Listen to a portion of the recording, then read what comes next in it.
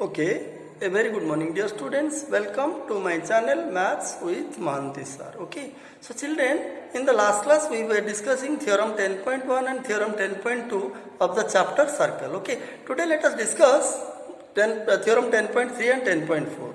So what is the statement of theorem 10.3 and 10.4? Let me discuss, then I will discuss the geometrical proof. See, what is the statement? See, what does theorem 10.3 of your circle chapter say? It says, suppose this is a circle, this is the center, and PQ is a chord. Look at. Suppose a circle with center O and PQ is a chord. Now from the center, if you draw a perpendicular, see, from the center, if you draw a perpendicular, suppose OL, if you draw a perpendicular from the center to this chord, then this perpendicular will bisect the chord. How to prove? That means the perpendicular, what is the statement? I am going to state it. What is the statement? The statement is the perpendicular drawn from the center of a circle to any chord. Okay, if a perpendicular is drawn from the center of a circle to any chord, what will happen? It will bisect the chord. How will you prove? That means you are given OL is perpendicular. OL is perpendicular to PQ. It is given. How will you prove that OL will bisect PQ? That means you have to prove PL and LQ. PL and QL are equal. If you can prove that PL and QL are equal, PL and QL, if you can show by any means that they are equal, then we will say that the perpendicular bisects the what? Chord. Okay. Let us see how to prove. So what is given? Given is a circle with center O. See, we are given a circle with center O, and what else is given? OL. Suppose it is perpendicular to the chord PQ. Look at. OL is given perpendicular to PQ. That means this angle and this angle are 90 degrees. Okay. Now what we have to prove? We have to prove that this perpendicular will bisect the chord. That means we have to prove PL equal to QL. See. If we show that PL and QL are equal, then we say that the perpendicular drawn from the center to the chord, it bisects the chord. Now the point is how to prove. Let us see. In order to prove that PL and QL are equal, it is sufficient for us to show that these two triangles are congruent. If we can show that these two triangles are congruent, then PL and QL will automatically be equal by simplicity. Okay. Now how to prove that these two triangles are congruent? Let us find out the matching parts. Three matching parts of the two triangles in order to prove that these two triangles are congruent first. Okay. So if we can establish that these two triangles are congruent, automatically PL and QL will be equal. Okay. So now let us come to the proof part. See, let us test the congruency of in triangle OPL and these are right triangles, you see, and triangle OQL. See which are the matching parts. Look at, these two are equal. These two will be equal. Why? Because they represent the same radii of the same circle. Okay. They are the radii of the same circle. So they will be equal. You see. OP will be equal to OQ. Same radii.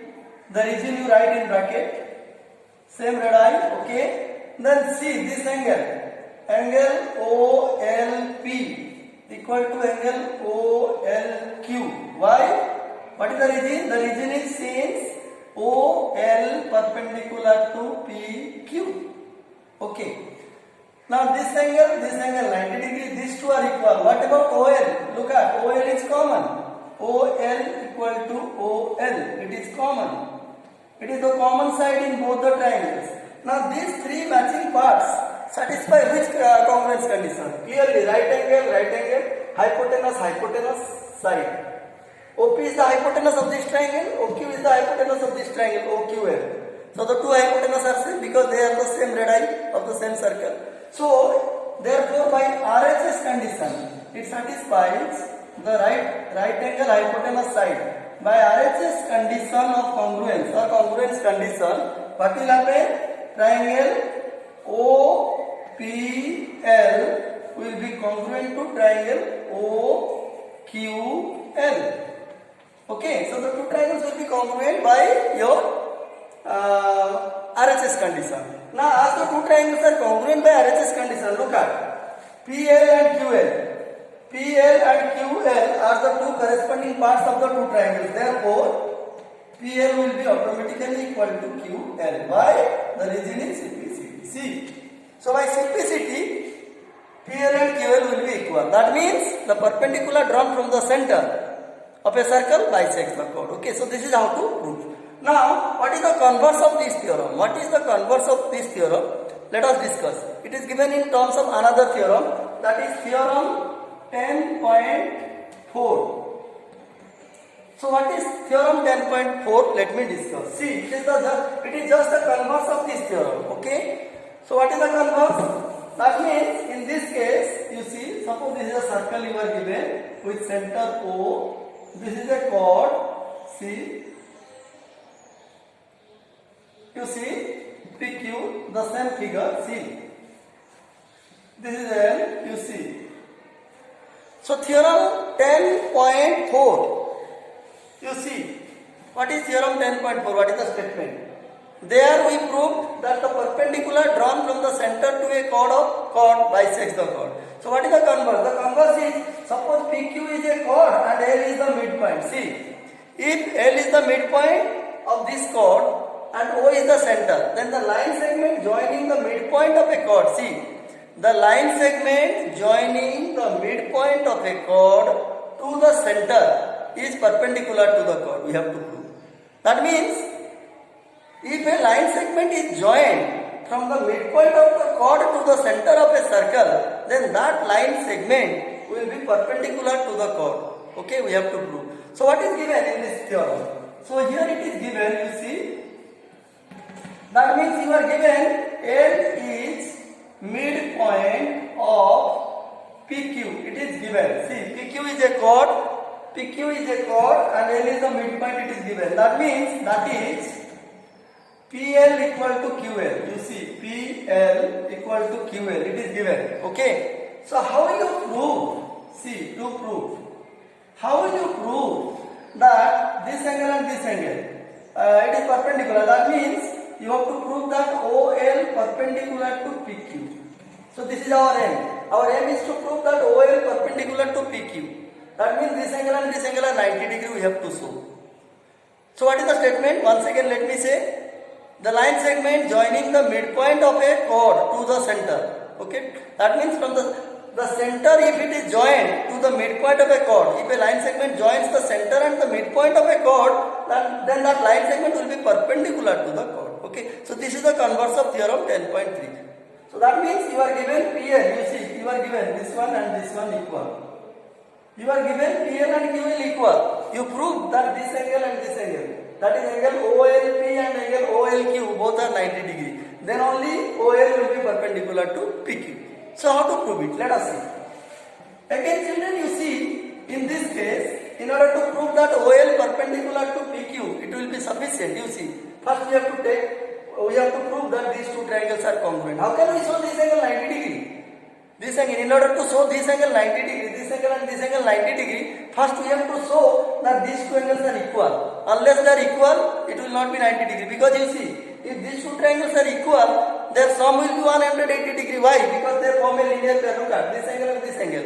Angle OLP and angle OLQ, they form a linear pair. And you know, if two angles form a linear pair, their sum is 180 degree. So as these two angles form a linear pair, first we have to show that they are equal.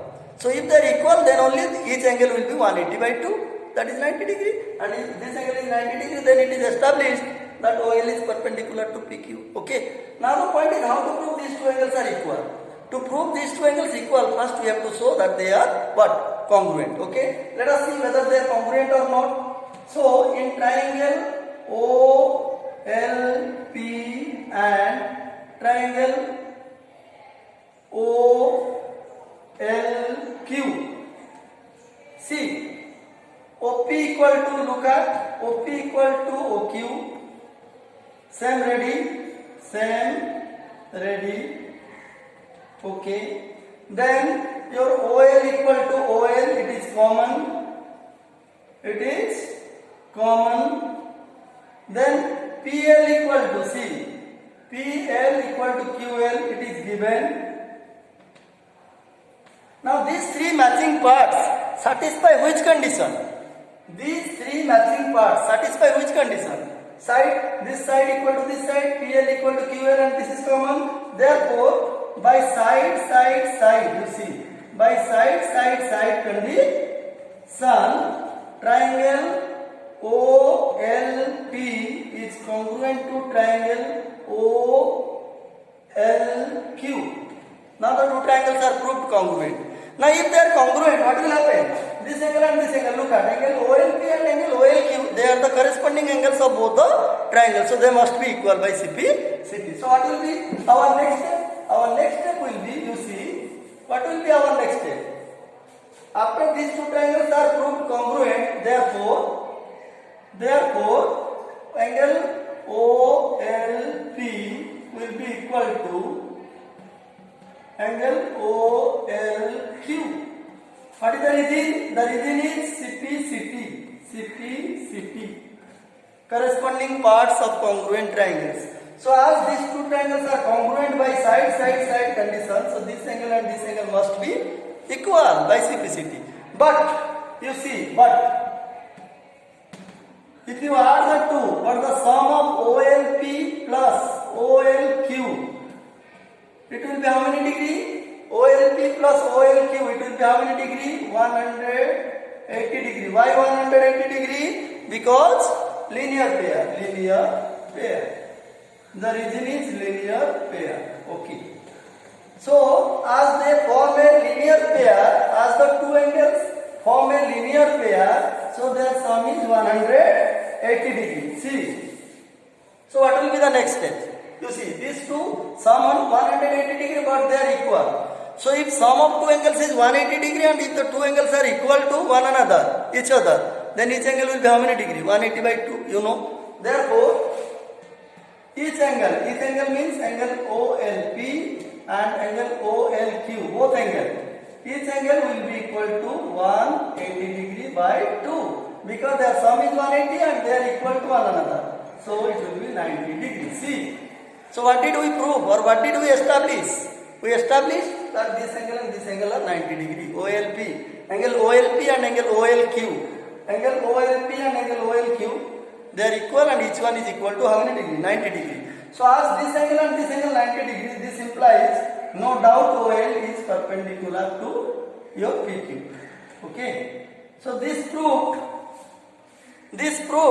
that the line segment joining OL perpendicular to PQ. This proved that the line segment joining the midpoint of a chord, if the midpoint of a chord is joined to the center, the line segment which will be obtained, that will bisect the chord. Okay. So children, theorem 10.3, what did it say? It said that if a perpendicular is drawn from the center of a chord to then it will bisect the chord. And what is the converse of this theorem 10.3? The converse said that if the midpoint of a chord is joined to the center, the line segment so obtained will be perpendicular to the chord itself. Okay. So these are the two important theorems which I discussed. So still there are many more theorems in this particular chapter. It is a very big chapter. We shall discuss the rest of the theorems in the next class. Okay. So with this we completed only 4 theorems, 10.1, 10.2, 10.3 and 10.4. We will discuss more theorems given in this chapter in the next class. Children, I hope whatever I discussed you must have understood. If at all it is true, if you think yes, what Mahanti sir is explaining, we are able to understand, he is explaining very nicely, then I must say that you please hit the like button and subscribe my channel. Okay. So we shall meet in the next class with the discussion of some other geometrical truths given by means of certain theorems. Okay. Thank you.